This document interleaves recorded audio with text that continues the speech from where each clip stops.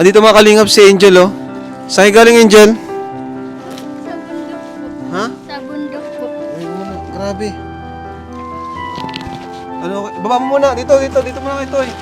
Ay, mga kalingap. Magkakasama sila, oh. Ano to, ba't? Grabe, nakakabilib ka, Angel, ah. Ano yan, uling? Iya po. Tapos mga kasama mga lalaki, ikaw lang yung babae, oh. Grabe, mabigat, oh. Oh. Sinong kasama nyo nun? Papa po. Papa mo. O, bakit kumukuha kayo niyang, ba't kumukuha kayo niyan, Angel? Itong panguling. Kaya nga. Hmm? Panggatong lang po. Pang? Panggatong po. Panggatong. Iya po. Hindi nyo pala yung binibenta. Ugwa po. May binibenta rin. Iya po. Asan si Papa mo, Angel? Nasa bundok po. Andun pa sa bundok? Uwi ba siya din ngayon? Iya Hintayin din namin. Bro, tawag nag-uulan, no? Kahit nag-uulan, nagkuha kayong uling? Iya po. Grabe, ano? Oh, ano ginawa mo, Angel, dun sa perang binigay ko sa'yo? Bumili po Nang bigas po. bigas. Oh, ano pa? Tapos po payong. Payong. Payong? Okay. Ano sabi ni Papa mo dun sa tulong? Salamat daw po. Salamat daw. Natuwa siya. Iya po. So, ngayon, punta tayo sa inyo, ano? Grabe si Angel, oh. Di ka natatangkad niyan, Angel. Pag palagi mo yung ginagawa. Ano yun? Madalas mo bang ginagawa yan, Angel? Pag wala pong pasok. Pag walang pasok, tinutulungan mo si Papa mo. Grabe, napakalakas ni Angel, ano? 13 years old, mga kalingap. Nag-uuling po. Dumating tayo dito, wala sila. Ito mga kalingap, dito po siya nakatira. Si Angel, itong tindahan na ito. Ayan. Grabe, tinan mo.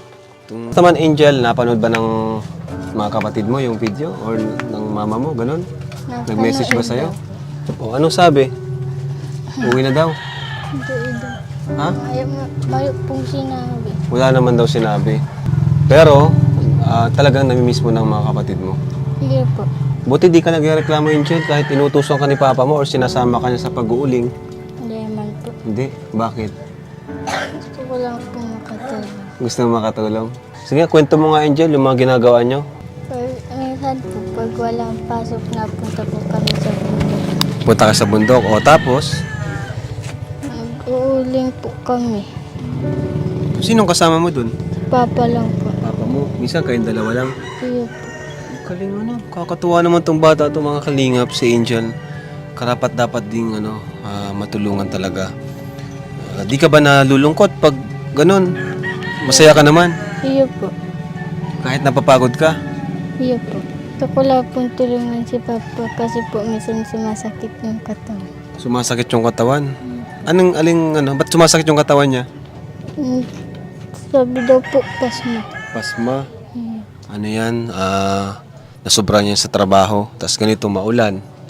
Di ba? Minsan nga po na aawa ko pag nakikita ko nahihirapan. Naawa ka sa kanya? Iya po. Anong ginagawa mo kapag naawa ka sa kanya, nakikita mo nahihirapan siya? Tinutulungan ko po minsan po. Ako po nagbubuhat ng dala niya. Ang dala niya, ikaw nagbubuhat. Grabe naman to.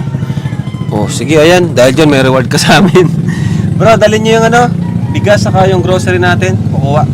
So, ayan, may dala akong bigas, groceries, kasi nung nakaraan, hindi kami nakadala. Ano?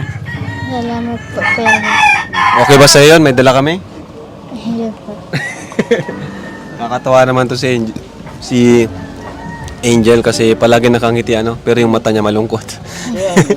Malungkot yung mata niya pero yung bibig niya nakangiti. Ayan, so ayan, malaking tulong to sa inyo, Angel. So ito, Angel, dala ni Kuya Nico, Kalingap Nico. Saka bigas. Yung bigas, Kuya, ipasok mo sa bahay, Kuya Kuya Red Zane. Pasok mo po sa bahay niya. Ayan, dyan mo na lang. Yun. Grabe, nakakabilib yung ginagawa ni Angel. And talaga namang, kung ikaw yung nasa kalagayan niya, ay talagang, kahit mahirap, ay talagang gagawin mo rin ng lahat para sa tatay mo, di ba? Pero yun nga, nakakalungkot kasi sa kabila ng lahat, yung dapat na nag-enjoy si Angel sa kanyang pagiging bata at pagdadalaga ay natutuon yung oras niya at saka pansin niya sa pagtulong sa kanyang tatay. Gawa nga ng dahil sa kanilang kahirapan. Ayan din, yung kahit mabigat yung mga gawain ay talagang pinapasan niya. So talagang nakakalungkot po siya mga kalingap. And para din po sa akin, napaka-deserving na tulungan ni Angel. Dahil grabe yung nakikita ko sa mamata niya yung pagiging mabait niyang tao. Talagang angel na angel talaga. And mas gusto kong matulungan siya na para mapagtapos ng pag-aaral kasi kawawa yung bata. And baka paglaki niya ay magkaroon pa siya ng sakit, di ba? Kasi bata pa yan eh. So, mahirap yung nagbubuhat ng mga mabibigat na bagay. Pero siyempre dahil sa hirap ng buhay, minsan kinakaya na lang natin yung mga pagsubok, diba? Kahit ganong kahirap yan, kahit ganong kabigat, pero kailangan natin gawin kasi nga hindi tayo mayaman, diba? Pero dahil nga nandyan siya, si Kalinga Prab, sana tuloy-tuloy na yung pagtulong sa kanya para naman mapagtapos siya ng pag-aaral.